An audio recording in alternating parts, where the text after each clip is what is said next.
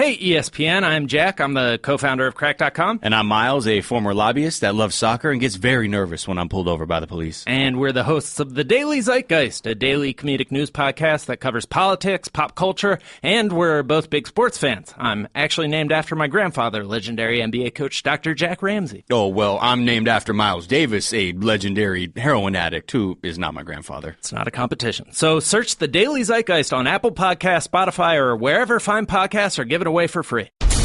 And now, Jalen and Jacoby on ESPN Radio. When I pop the trunk, head the deck. Y'all pop the trunk, I pop the hood. Now act stupid, I'll pop the trunk. Give me your boom, boom, boom. He is Jalen Rose. What up, Del? I'm David Jacoby. And on the cool check-in. And center we stage on the are mic. Jalen and Jacoby.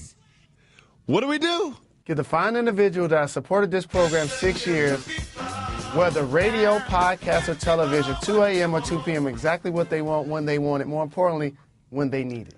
I think I'm into professional golf, Jalen Rose. I think I'm into professional golf. Jordan Spieth was fantastic in a transfixing final round at the British Open, but that's not really, it wasn't what happened on the course that made me fall in love with Jordan Spieth. It's what happened after. He drank from the claret jug, which is the trophy that you get when you win the British Open, and then he flew home to Texas, where his family met him at 5 a.m. And when they met him at 5 a.m., guess what they did, Jalen Rose? Covered everybody in champagne. They had a champagne party at 5 in the morning. Is 5 in the morning too early or too late to drink champagne? Nope. No such thing as too early or too late to drink champagne. That's why they call them mimosas. And you could always say it's 5 p.m. somewhere. Somewhere it's 5 p.m. And then there's this. Now he went to a country show and he chugged a beer out of the claret jug. When you do a lot of traveling, there is no curfew or no time frame to sometimes when you decide to turn it up. It's all about your body clock. I love trophies that you can drink out of. Like, that's why the Stanley Cup is so great. It has a function. It's a cup. The jug has a function. You can drink out of it. Like, low-key, the Larry O'Brien trophy, and especially the MVP trophy and the Defensive Player of the Year trophy are so whack. Like, we just accept these things as good trophies. They're terrible. If I won the MVP, I'd be like, yo, you guys can keep this trophy. I'm fine. I'm the MVP forever, but keep the trophy. That makes sense. That's why I never won a championship in the league or Defensive Player of the Year. Exactly. You were not motivated. Well, first of all, you weren't even in the running for Defensive Player of the Year. I mean, let's be honest. Like, there's 450 players in the league. Where were you on the list of potential Defensive Player of the Year candidates? A couple of years, I probably was like 275. The other 11 years, I probably was like 425. You did a great job on Jordan in that series in the Eastern Conference Finals. That was the role. problem. That was the problem, though, is you can't show people that you can play defense because then you're obviously just not trying every other time you step onto the floor. You expose yourself. But then you discover, you like, wait a minute, let me see. The guy that gets buckets gets headlines and gets the big deal. And taking charges and sacrificing your body and falling on the floor multiple times, that can ruin your longevity. So it was a business move. That's all. Of course, when your agent is negotiating your new contract, they're not like, well, opponent's field goal percentage goes down when Jalen is covering. No, they're like, points, assists, rebounds, let's get some more money. Simple as that. There's also some video that came out of Chris Paul and James Harden playing pickup basketball together in Los Angeles. Now, I want to do a little X's and O's because now we're giving the podcast listeners exclusive content, as we always will. We're always going to leave you with a dope pod to step to, not just some repurposed television content. We can go a little bit deeper into this. I want you to tell me, from a basketball standpoint, X's and O's on the floor, how do Chris Paul and James Harden work together? They're playing basketball. So a couple of things. Chris Paul is what I deem a traditional point guard. Okay. What I mean by that is he has the ability to score, but when he crosses half court, the first thing that comes to his mind usually is setting up a teammate. Yes. This is why when you look at his statistics, it's basically 18, 9, and basically 2 steals for his entire career. Only a handful of players can say that. Isaiah, John Stockton, and I think Magic Johnson come to mind. So with that, his strength also is playing in pick and roll.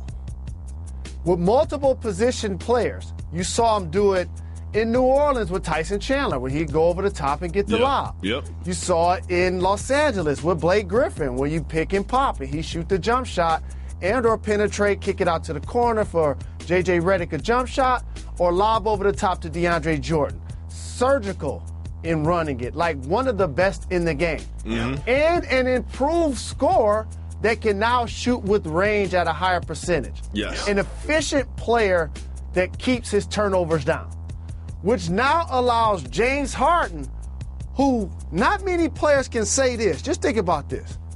Led the league in scoring before, and I go by total points, not by average. Come on, NBA, catch up. You got to change that. And led the league in assists in separate years.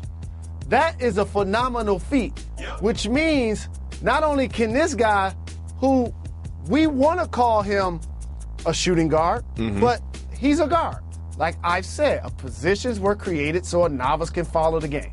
So you have two combo guards, as I like to call them, two primary ball handlers.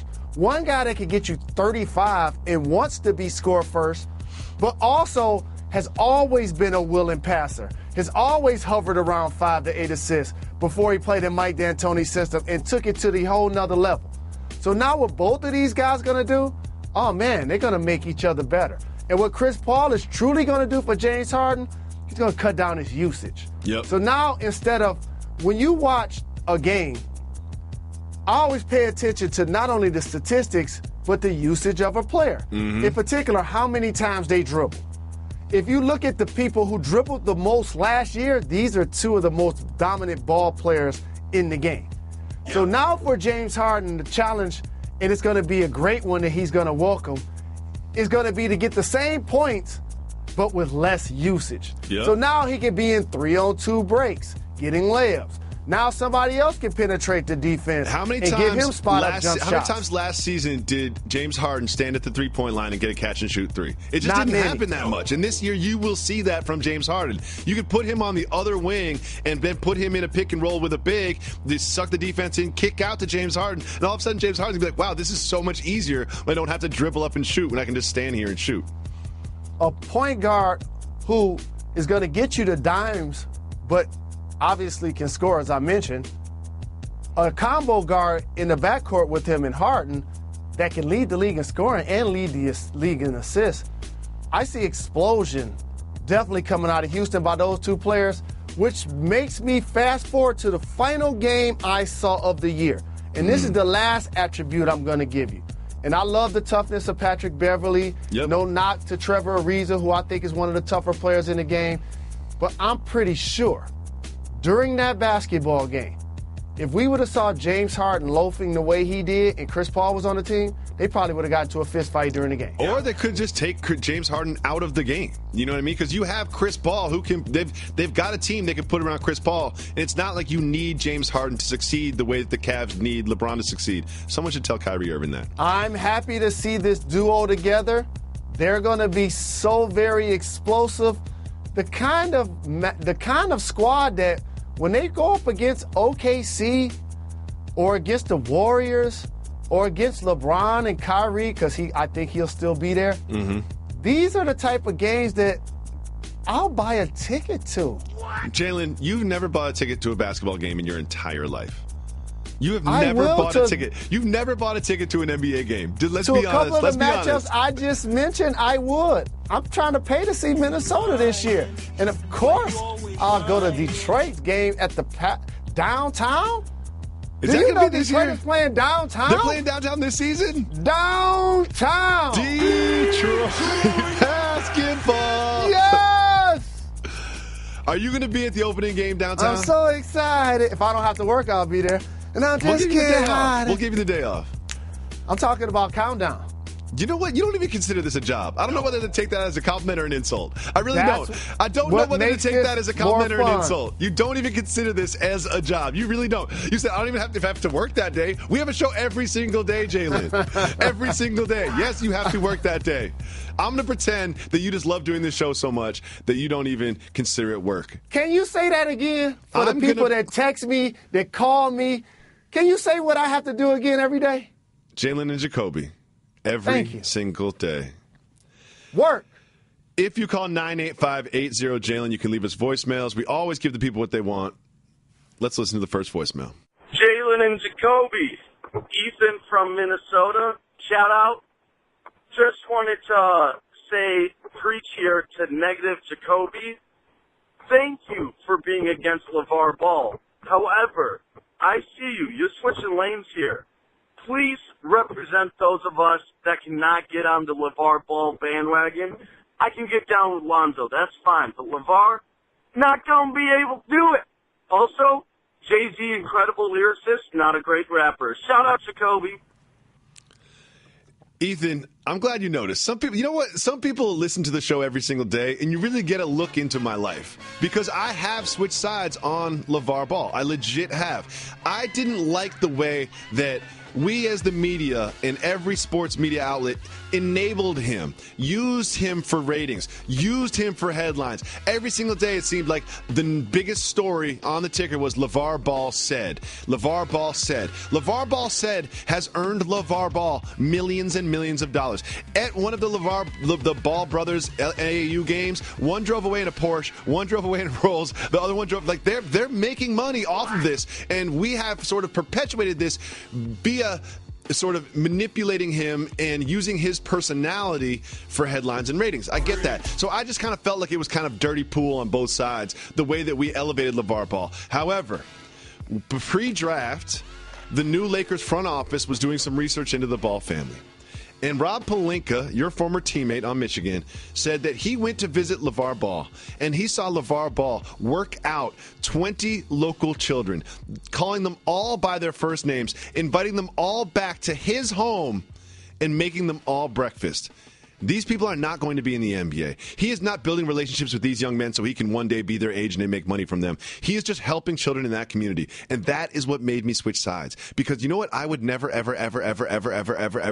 do? Invite 20 children into my home. Because I don't have that in my makeup. I don't have that in my personality. And it made me look at LeVar Ball and be like, you know what? Maybe this guy isn't a bad person. Maybe he really does want to help young people. Maybe he's just got a big personality.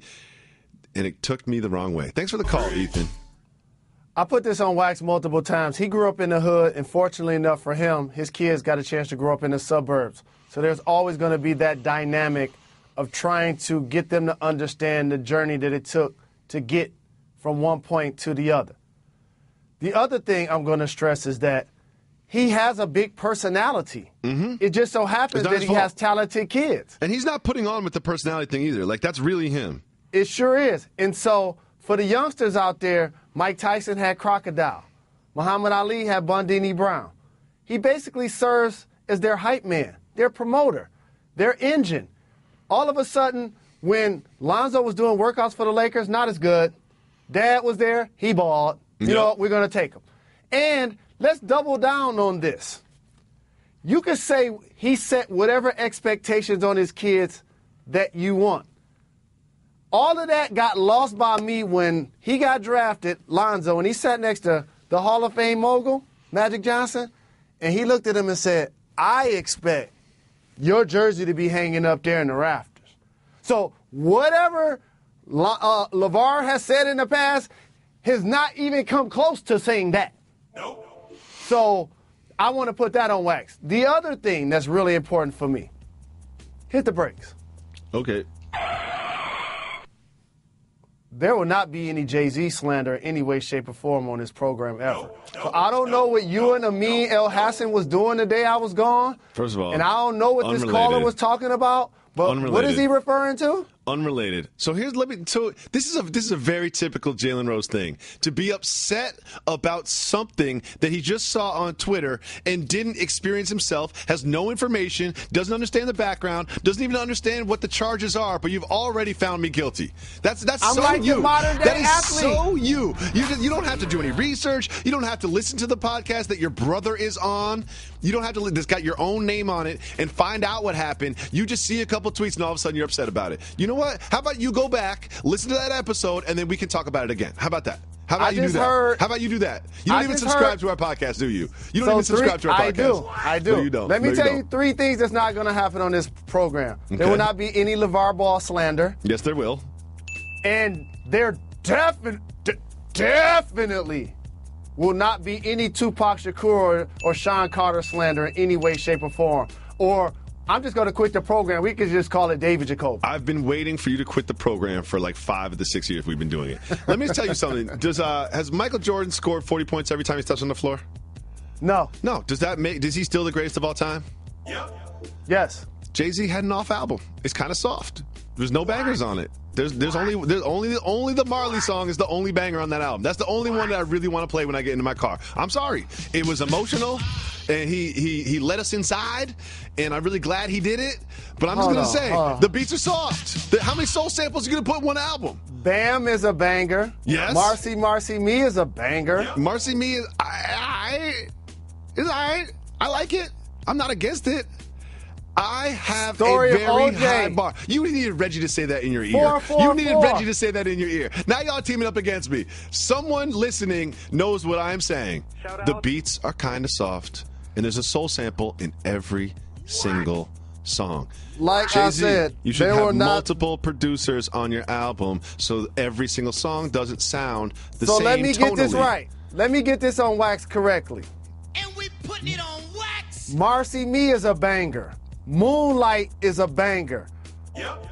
Bam is a banger. Bam is a banger. Bam is a banger. I really like Family Feud. Jay-Z is one of my favorite MCs of all time. Like, if you were to really, really, really go inside my soul and be like, who are your favorite rappers? Jay-Z is probably top 4 for me. But this particular album did not touch me. That's my opinion. That's how I feel. I'm not telling everybody else to feel that way. I don't care if you don't feel that way. I'm just saying that's how I feel. I exclude Big and Pac from all of these conversations. The top 2 MCs for me, the top 3 are Dylon.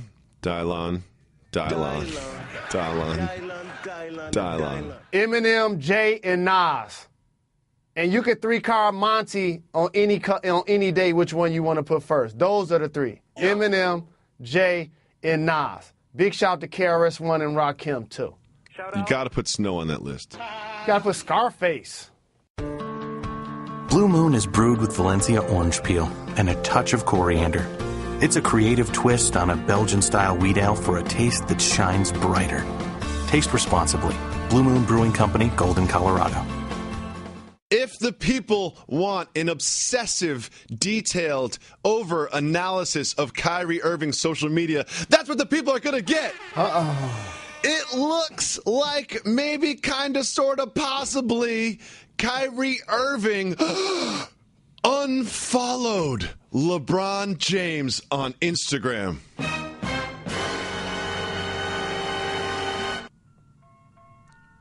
What does that mean, Jalen Rose? I'm not going to risk my journalistic integrity You don't have much. getting too detail-oriented about this, Oh, I will. especially when we truly can't prove if he was following them in the first place. He was following him in the first place. Jalen, he was. Everybody follows LeBron James. Like, literally 37 million people follow LeBron James. You're my brother from another mother. We've been friends and doing this show for 6 years. You just started following me on Twitter like 3 days ago. I made a mistake and unfollowed you for a while, and you've never made it up to you. And so, here's the deal. Say he did unfollow him. Mm-hmm. He did. LeBron has been the guy in the past when he felt some type of way about the Cleveland Cavaliers organization, he unfollowed them on Twitter. Sure did. He's also been the guy that puts subliminals out all of the time, including one the other day with a video that we felt like was almost a shot at Kyrie, the way he probably 5 to 15 different times had to get the lyrical content right before he put it up on Instagram. He was listening to Meek Mill, and he chose a selection of the song that was obviously a dig at Kyrie. So why would I be following somebody that's taking shots at me? So you can't be mad at it if that did take place. But let me say this, since I am into overanalyzing everything. If Kyrie Irving did unfollow LeBron James, which he totally did, if he unfollowed LeBron James, doesn't he know that this is going to be noticed? Like, isn't he just sort of adding more fuel to the fire? Like, if you're Kyrie Irving, don't you want this to sort of calm down so the front office people can just make calls and get you traded instead of just making more for the media to discuss regarding this silly back and forth drama? I have two answers for that. Yes, and so what? Okay. It's just silly. It's kind of childish. So it's childish to unfollow somebody on Instagram. Yes, it is. I think the serious thing already is taking place. He went to the Cleveland Cavaliers organization and acknowledged that he wants to play somewhere else because he doesn't want to play with LeBron James anymore. And when you go look at, say, LeBron James' Instagram, do you think every player on the team follows him? Probably not. Yes. Do you think he follows every player on the team? I'm going to say probably not. Yes. He has a handshake for every player on the team. That don't mean follow him on social media. But even at that, the information does not change. He's decided that he does not want to play in LeBron James' shadow anymore. Let's see if the Cavaliers are able to get fair value in a trade. Well, they're trying to get fair value in a trade. They're trying to get some young players. There's been some rumors that the Timberwolves and the Suns, some reporting that the Timberwolves and the Suns are some people, some teams that are possibly out there. The Suns have said that they're not making Josh Jackson available. They've gone to him and said that he's not available. Could you see a Suns-Cavs Kyrie trade happen? I was watching this program on Monday, and I was listening to the podcast. We had this exact discussion because Bledsoe is also represented by Clutch Sports. And who's in the front office of the Suns now?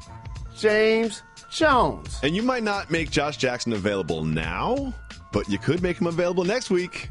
And also, this is something that's gone back a couple of years. For those, since we're talking about Instagram, I remember talking about LeBron posting videos of him and Eric Bledsoe working out, getting it in. And I'm like, wait a minute. All of a sudden, he and Kyrie's relationship may not be what we thought it is. He looks like he'd much rather have Bledsoe be his point guard at the time than Kyrie. And then, like Jay and Bleak, we talked about this before, he came back to Cleveland and he helped Shorty blow out like Afro Sheen. So now his value is through the roof, so much so they had a chance to trade him for Paul George, and for some strange reason, they didn't do it. Now they're not going to get fair value in return. So here's the thing. It seems like everybody that knows anything about the NBA, all the reporters, all the analysts, everyone's already got Kyrie going to a different team. Why is it not even on the board that they just keep Kyrie Irving and say, you know what, you're under contract, you're both professionals, we all work with people that we might not get along with 100%. The two of you need to work this out. Let's go back to the NBA Finals and hope that one of the Cavs gets injured. one of the Warriors gets injured. Just because we're talking about it every day, that doesn't mean the Cavs are going to move him. That's what I'm saying. If I was the Cleveland Cavaliers, I would just say, you know what, how about you guys have dinner, and then we'll go back to the NBA Finals.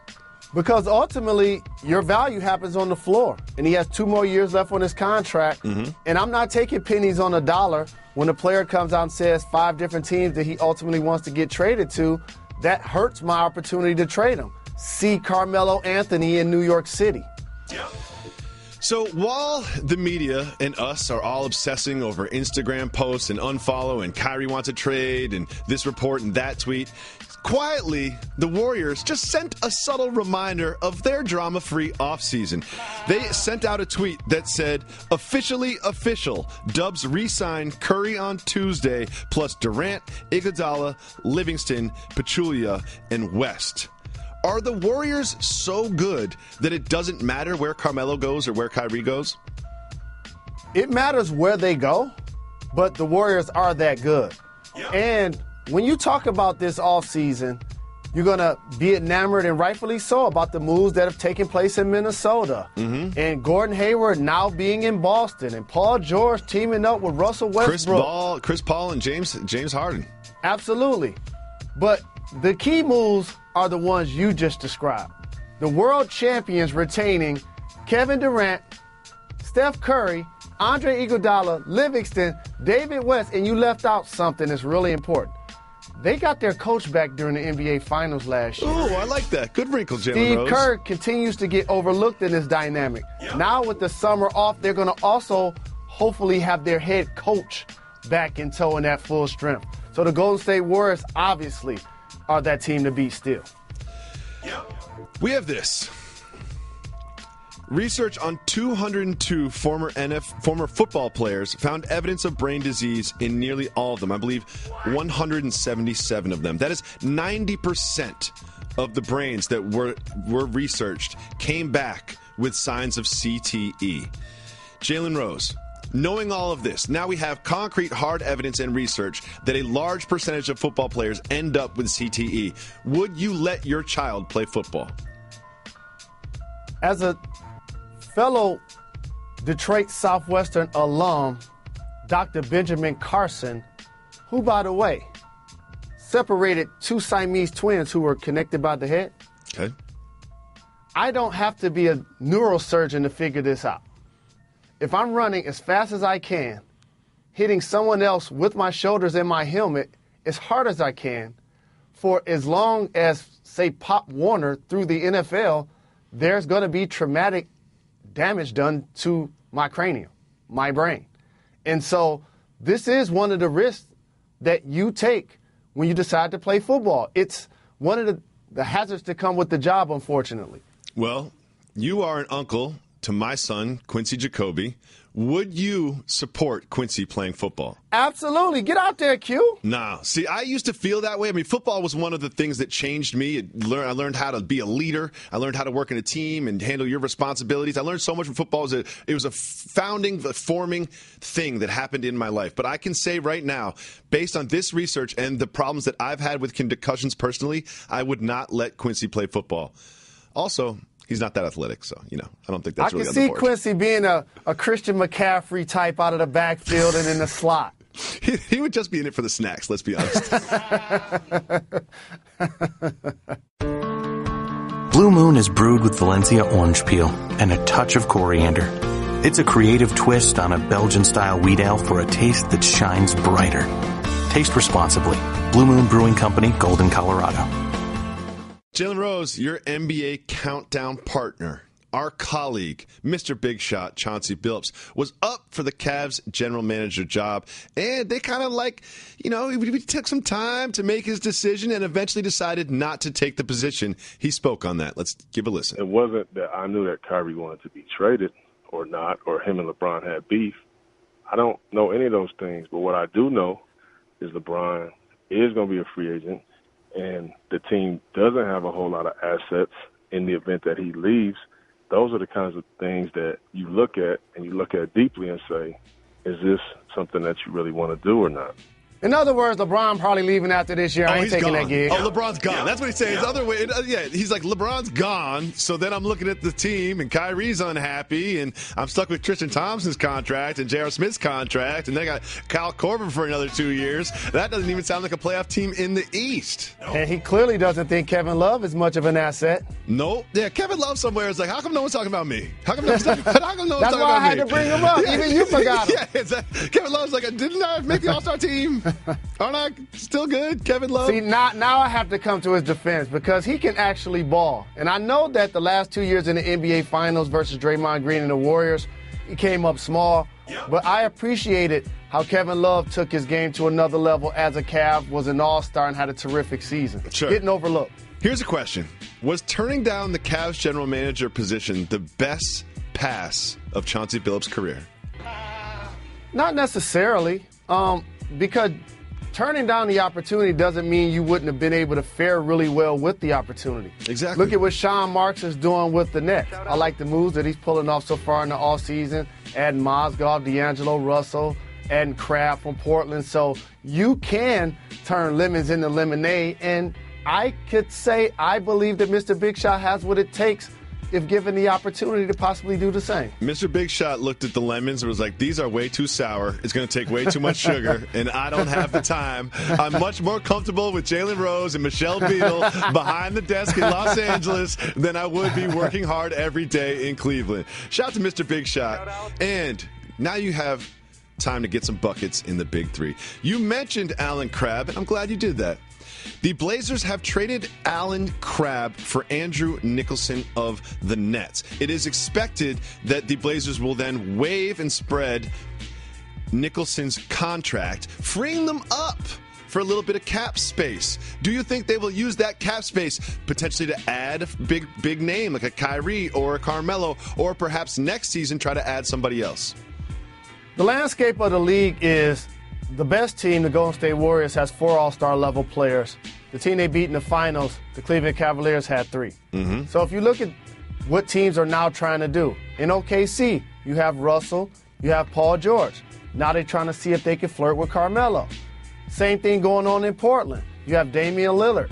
CJ McCollum performs at an all-star level. Can you add another player? And so this totally makes sense for the dynamics of the Portland Trail Blazers, especially for a team competing in the Western Conference.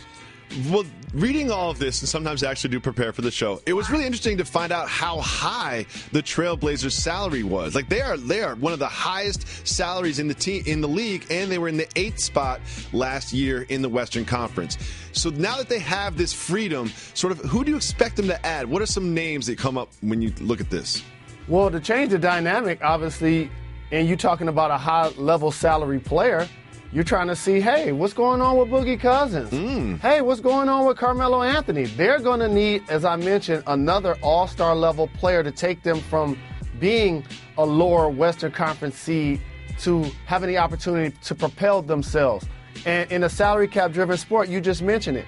When you sign Crabbe, when you sign Evan Turner, when you sign Myers Leonard, who's a 7-foot Justin Bieber, you need those guys to ball. And so when they don't necessarily play at that level for you, it was fortunate for them that they were able to move Crabbe. I think Crabbe is actually a player, though, and I think playing in the Eastern Conference, he's going to be really productive and is going to turn a lot of heads. I think so, too. I also like what the Nets are doing. They're like, look, we're not going to win. We're not going to win the NBA Finals this year, but let's bring in some young players. Let's get D'Angelo Russell under the tent. Let's get Alan Crabbe under the tent, and hopefully we can develop these players into a little bit of nucleus. Maybe in a couple years, add a big name and make a run at the playoffs. I think it's going well for them. Adam Silver was talking with the Blazers' CJ McCollum for the Players Tribune, and he spoke about, wait for it, Seattle, league expansion. Let's listen. Is anything going to happen in Seattle? Are we ever going to get a team back in Seattle? I think it's just a question of when the right time is to seriously start thinking about expansion. Think about the state we're in the league right now, where amazing to me that coming out off of these finals, you have some fans saying, there's only one good team in the league. And I'm thinking, well, if people really believe that, even though we have 450 of the best players in the world, and 450 players can only form one really good team, probably doesn't make sense to expand in terms of dilution of talent. Now, I don't really believe that, and I think these things correct themselves. Yeah. And I don't want to put a precise timeline on it, but it's inevitable at some point we'll start looking at growth of franchises. That's always been the case in this league, and Seattle will no doubt be on a short list of cities we'll look at. Jalen Rose, are you in favor of NBA expansion into the Seattle market? I am. Free money for the league. Yep. More jobs for NBA players. Yep. The problem with expansion, however, is something that Adam Silver alluded to, but obviously he's not going to stress. It's the dilution of the product. Exactly. It's because there are only so many all-star level players. And when there are 2, 3, and or 4 all-stars on certain teams, now all of a sudden you're looking at the rest of the squads, and they're not so attractive to watch on League Pass on a nightly basis unless you're a local fan of the team. Exactly. And when you look at your favorite NBA teams, especially the way the salary cap is structured, look at those players at the deep end of the bench. They aren't exactly going to be a huge draw. And if you continue to spread those players throughout the league, they're going to get more and more minutes, and it could make the product worse. I mean, how much of a concern is that for real? It's a true concern because of how you just described it. The level of play, as he mentioned, these are 450 of the best players in the world. And so now you start to go from having 30 teams to 31 teams, you adding 12 more guys to the league. Look at all of the teams this year that did not have an all-star and see how they fared. I happen to think that Portland and Seattle and the whole entire Northwest region is an underappreciated region of the country. I know you had fun when you were on the road in Seattle. I know you did. Jalen Rose. You going to give us any stories? I'm not going to give you any stories. I don't know what the statute of limitations is. but I will say this, though. Another thing that is an undercurrent that he didn't allude to, maybe not expanding, but there's always room for teams to move if they're not able to satisfy deals where they are currently constructed. We'll keep an eye on that. And also, Jalen Rose, I know you love statues, and we both love the statue. Not the statute, the statue of limitations. Lucky Whitehead has been in the news a lot lately. First, there was some controversy about his dog being held for ransom, and then the dog was brought back. And then there was the report that he was charged with shoplifting in Virginia for stealing $200 worth of items from a Wawa. He also missed a court date in Virginia regarding that charge. The Cowboys got wind of this and then cut Lucky Whitehead. Well, guess what? It was not Lucky Whitehead that stole the $200 worth of things from that Wawa. And the police department has come out and said, we made a mistake. My bad, misidentified him as Lucky Whitehead, and the Cowboys have stuck to their releasing him from the roster. Did the Cowboys do Lucky Whitehead dirty? It's really unfortunate for him that his name was involved in a situation that ultimately led to him being exonerated because he wasn't there. I'm disappointed in how that was handled, not necessarily by the Cowboys, but by the store and potentially by law enforcement. Because here's somebody that's on the fringe of making the NFL. He doesn't need to be in the headlines for any of the wrong reasons.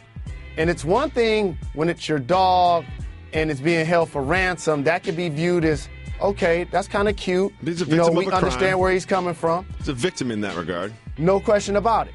Yep. But then all of a sudden, this headline comes up. They see that you missed a court case, and then they immediately just get rid of you. It's a case of truly bad luck, and it's unfortunate for him. And here's the thing about this gentleman who said he was Lucky Whitehead when he was caught stealing from the Wawa. He knew Lucky Whitehead's address, and he knew Lucky Whitehead's social security number. Do you think that this person is potentially someone from Lucky Whitehead's life? Possibly, especially because of the last thing you said. He knows his social security number.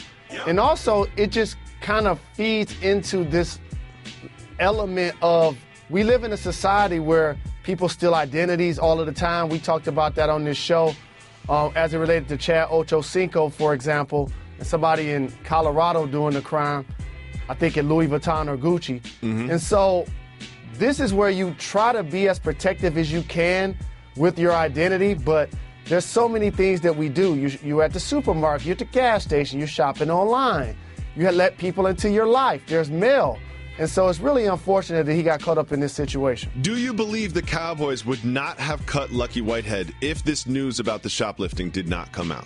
If they really wanted him on the team, like you mentioned with Ezekiel Elliott, regardless of the headline, he's performing on Sunday, they'll keep him on the team.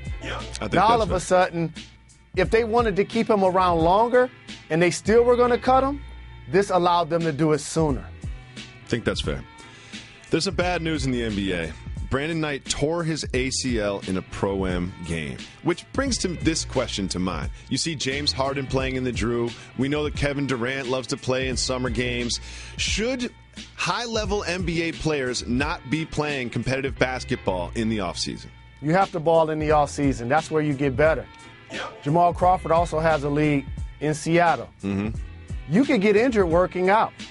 And so playing competitive basketball, there's one thing to do skill drills and to do workouts. And that's what old school players sometimes get frustrated with in current players, is because now this is how the game has become so specialized. You see guys that only shoot the three or that only can do certain things, as opposed to in the summer, a lot of times you get a chance to craft all of your skills and play against other elite competition and or summer league competition. So I'm definitely a fan of playing in summer league. I did it every summer. But if you look at, we saw some video of Kyrie Irving and Carmelo Anthony playing on the same team, playing pickup at UCLA. There's famous games that happen in UCLA between NBA stars. But if you are the Cavs franchise, or if you are Kyrie's agent with all this going on, isn't there a part of you that's just like, listen, stop playing pickup basketball. You could blow out a knee, and that could ruin your career, and especially at this time that is so important in your career. Not at all.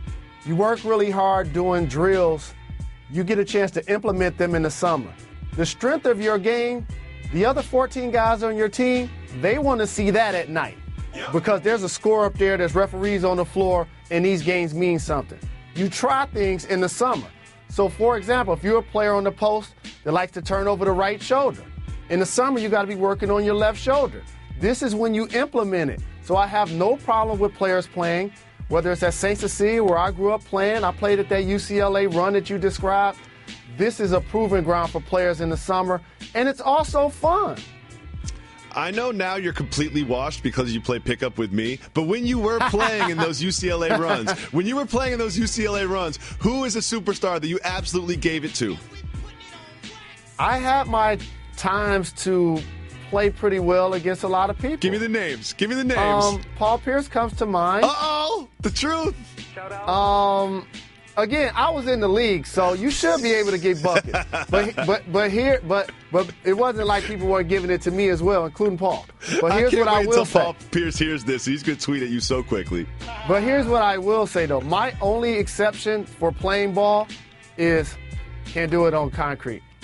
That's the one thing. I am not trying to fall. I played so many years growing up outdoors that I am not trying to fall on that concrete. I've seen you fall when you play basketball before. It takes like 90 seconds for you to get back up. Like, it takes 90 seconds to fall. Yeah, and you act like you got hit with like a sniper bullet. You check everything. You move stretching. It's like we stopped the game for like 10 minutes because Jalen Rose falls down. It's insane.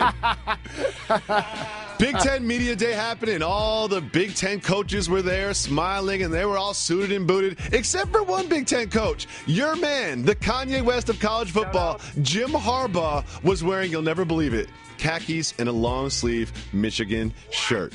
Does Jim Harbaugh even own a suit? He owns a blazer and some pants, but it wouldn't be like him for it to be an actual suit. Number one. Okay. 2, he's staying true to who he is and to who his brand has always been, his identity. You left out one thing. He probably had on some cleats also. Probably Jordan cleats. Do you know what he said when he was asked about it? He said, I packed light, a toothbrush, and a good attitude. Is Michigan going to win the national championship this year, Jalen Rose? Michigan will be in the college football playoff.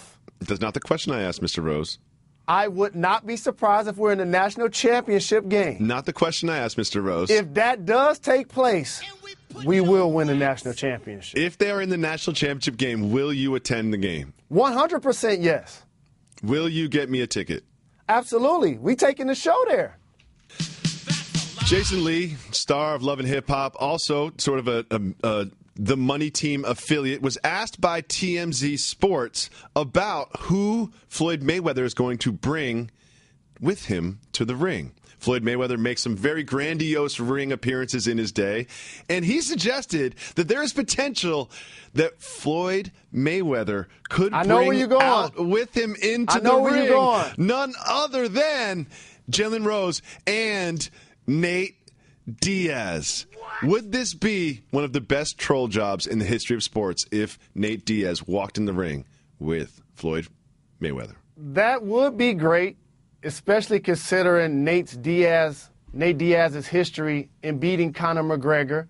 Especially Conor McGregor was recently rocking a C.J. Watson jersey to try to troll a relationship that has gone sour between he and Floyd Mayweather. However, I would like to see Floyd Mayweather have in his corner as he leaves the locker room and heads to the ring, Barack Obama. I think you got to have Obama there, right? What else is Barry doing? You know Barry wants to go to the fight. Floyd already said that Barry wants to go to the fight. And if you got Barack, got to have Michelle. That's it. You got to have Michelle and Barack right there. You are guaranteed to win. If I bet on Conor McGregor and he walked in with Barry and Michelle, I would just tear up the ticket right then. You cannot lose if you walk in with Barack Obama and Michelle Obama. I just recently seen a throwback picture of Michelle Obama, and she probably was in middle or high school. For all of those that are approximately my age, you can appreciate this, if not older. The wicker chair, the brown wicker chair, I got a picture in one of those. Those is classic. You sat in one of those, it was like you were royalty. I have absolutely no idea what you're talking about. It's cultural. Yep. It's time to give the people what they want.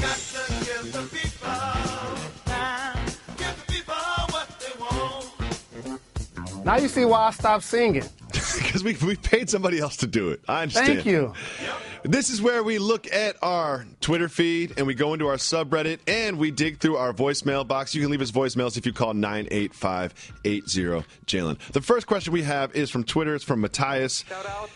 He wants to know, do we have a Minnesota versus Boston final series in the coming years? I like what both teams have done in all season, but no. No. I mean, by in the coming years, you mean the next century or so? Maybe or perhaps that will happen. But it certainly looks like the Western Conference is very top-heavy at the moment. And while the Timberwolves have put themselves in the playoffs, I'm not sure they've put themselves in the pole position to come out of the West. You can see the Celtics in the final soon, though. But also, the dynamic of that question is weighted because not only do both teams have to win their conferences, they have to do it in the same season.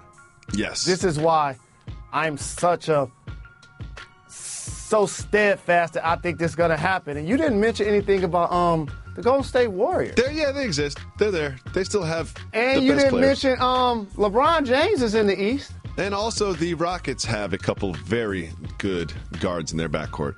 Don't sleep on OKC. Next question is from Scotty. Shout out. I love this question. Soft move or boss move? Hot sauce on your mac and cheese. I've never seen you so perplexed. Before. Well, it's your mac and cheese, so I'm not mad at you for doing it, but it's not something I would do, so I personally feel like it's a soft move. Oh, I think it's a boss move. And here's one thing I do with my hot sauces. I have a variety of different hot sauces, and I have a hot sauce to match with every type of food that I eat. I like to have, if I'm eating perhaps Mexican food, I will go with Tapatio. If I'm eating some fried chicken, I will go with like Louisiana hot sauce. I like to match it. I have a Caribbean hot sauce for my jerk wings. I like to match my hot sauce with the type of food that I'm eating. That is also a boss move. You match your hot sauces, I'll match my wines. Great work. This is from Ping on Twitter. He hits us up all the time. Shout to him. Shout to Ping. Quote, do you think LeBron subtweets Savannah when they are fighting? I don't think so. No, it's one thing when you're talking about Kyrie, you're talking about the Cavs organization, but it's Savannah, no. That's not going to play. That's not going to play. That's not going to play at all. Nope. In successful relationships, and I say this affectionately, the woman normally holds the hammer. And sometimes when I see like the videos of them in the kitchen and LeBron and the kids going back and forth, dunking on each other and being silly, she's sitting there like, y'all know I ain't having this. I know. Do you know what I thought you were going to say? In successful relationships, the woman is always right. Because that's how it works in my house. That's pretty much how it works. In successful relationships, the woman is always right. Moving on, now we're going into our subreddit. That is reddit.com/r/Jalen and Jacoby. I am there every single day looking at what people are talking about. Join us in the Reddit community. Question, is there hazing in the NBA? And if so, to what extent? That comes from Young Machiavelli. Shout out. The term hazing is probably one that should be outlawed in sports. Yeah, our rookies treated differently and made to do things that other players don't want to do in the NBA. Absolutely. And because there's more celebrity and there's more money involved, those are the two things that normally get taken advantage of. You see rookies probably getting clowned on Instagram and post or whatnot. You see them get stuck with dinner tabs. You're going to see them running a lot of late-night errands to GNC and Rite Aid. I've been there, done that. Also, bringing food and or beverages or just doing what you can to show that you're willing to sacrifice as a youngster to earn the respect of the vets. What sort of late-night runs have you made in your past, Mr. Rose?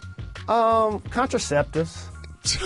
You've been made to run out and get contraceptives for a veteran on your team when you were in your rookie season? Absolutely. And this comes with the territory. Hey, Rook, your phone should be on at all times. And so you think you being smart. Back in the day, you know, you had a beeper, then you had a big cell phone, and then you had a flip phone, and then you had a BlackBerry. Just call you on a hotel phone. Now, I know you don't like to implicate individuals in your past and you like to keep everything off wax, but the person that you had to run to the store for, their name wouldn't rhyme with, I don't know, Makembe Dotumbo? You got to YouTube it. It wasn't me. I don't know. If you call 985 Jalen, you can leave us voicemails. Make sure you do that. We'll put them on the show. Next, we have another tweet. This is from a deer. Soft move or boss move? Lying about your age to get a job.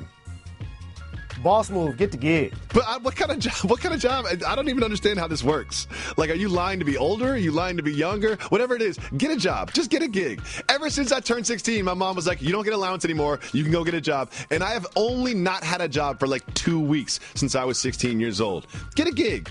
Get a gig. Get a job. Yep. Finally, Jalen Rose, this is something that we've had to address for quite some time. Okay?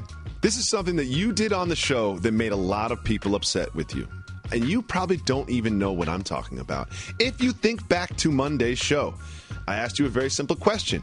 How was Power? Power is very important to you. It's your favorite show. It's basically all you think about when you're not thinking about sports. Your life is basically sports, family, Power. Gold, in that order. Tommy, yes, these are all you care about. You came on here on Wax on a nationally televised show and completely gave away the plot details to Power. The internet is so mad at you about this. It's like you didn't even think twice before you gave away a major plot detail, ruining your favorite show. As much as you enjoy Power, guess what? Other people enjoy Power too, and you ruined it for them. Do you have anything to say for these legions of Power fans and Jalen Jacoby supporters that you have disappointed? I deeply apologize. As you know, Kanan has reinvented himself. Are you giving away more plot points? Oh, my God. In your apology, you just spoiled it again. But here's the thing I have to say. Don't say anything. I just took for granted that if you're a fanatic and it comes on Sunday, you get a chance to actually watch it all day, that by Monday that everybody would have saw it. So my bad. You could have worked midnight. You could have had a busy Sunday. Whatever reason, you couldn't have got around to it.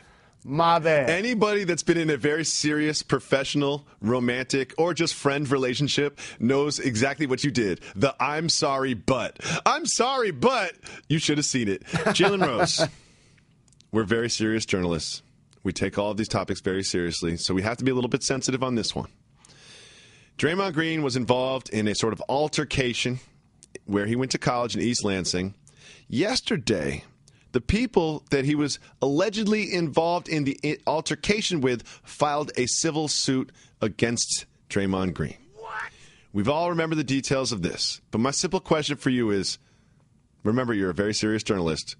Does this feel like a money grab?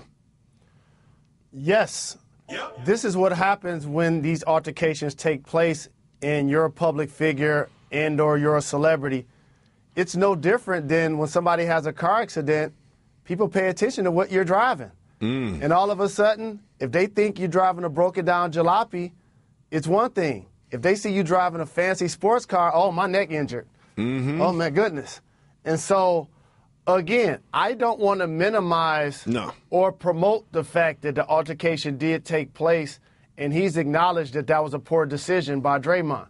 Yep. But at the same time, when two individuals have this altercation, you know that these lingering effects are going to take place. If it was not Draymond Green, if it was Daryl Green, something tells me that this civil suit would not exist. We'll see how that plays out, and we'll keep an eye on it. This is something that shocked me. I found it very strange.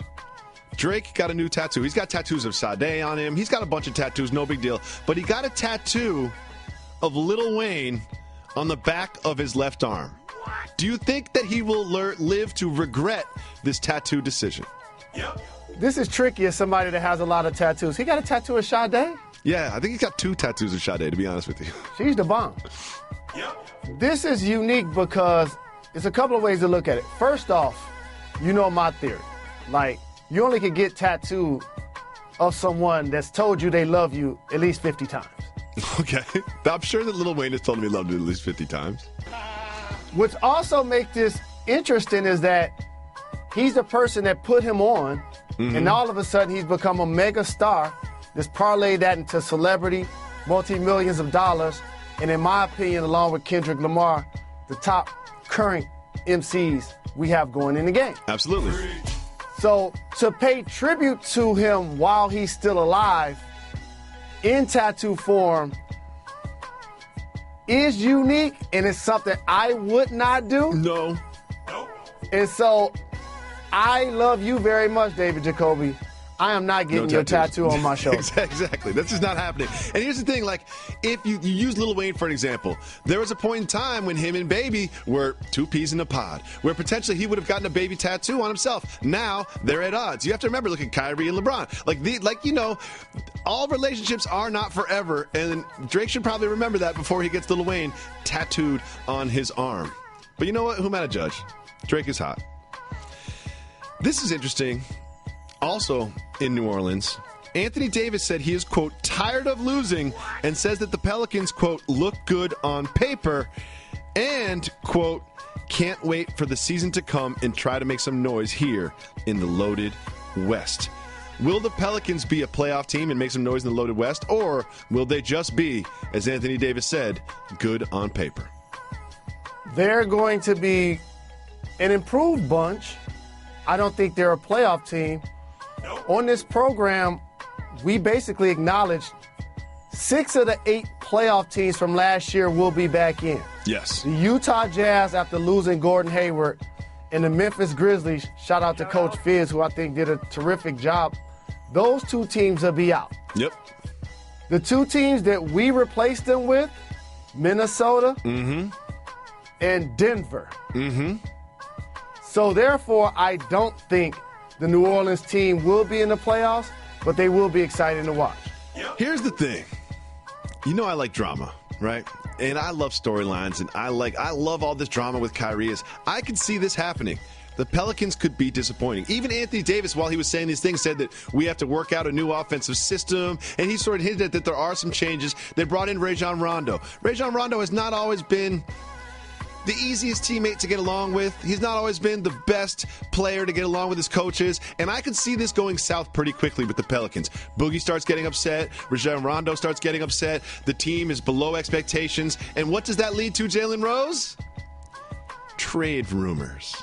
So I am secretly kind of ruining, as much as I love the players in this team and I love the city of New Orleans, I'm secretly kind of ruining for this all to fall apart. And we could see Boogie Cousins get shipped off to another contender and potentially to a team in the Eastern Conference, potentially a team that, I don't know, wears green, or maybe a team that plays in New York City. Sure, those just happen to be my 2 favorite teams in the NBA. But could you see the Pelicans being lower than expectations and then shipping Boogie off to another team? I don't think the expectations are going to be what leads to him actually being moved. It's the fact that they probably realize that they won't be able to sign him long term. Yeah. So based on that, because I think they're going to be productive. He and Anthony Davis going to be putting up 20 10s and a couple of dimes. They're going to be out there doing work. The thing is, however, he's going to look around the landscape of the league and be like, man, the Warriors, the Rockets, OKC, how can I be down? And so is he going to be able to team up with a LeBron James possibly in Los Angeles? Ooh, talk dirty to me. Or is he going to be able to create some sort of special synergy like we've seen happen in Minnesota? And so based on that, is he going to try to now wait it out because he doesn't control his own destiny by not signing, and so allow them to trade them to where they want him to go? But the team that hopes to acquire him is going to be one that hopes to re-sign him. So that gives him a position of power. It's going to be interesting to see how it plays out. And then, as you mentioned, the Boston Celtics, keep your eye out for them. They have a lot of assets. I love the idea of Boogie Cousins on the Celtics or the Lakers. That's it for us. Jalen Jacoby will be back tomorrow at 2 p.m., not 2 a.m. on ESPN2.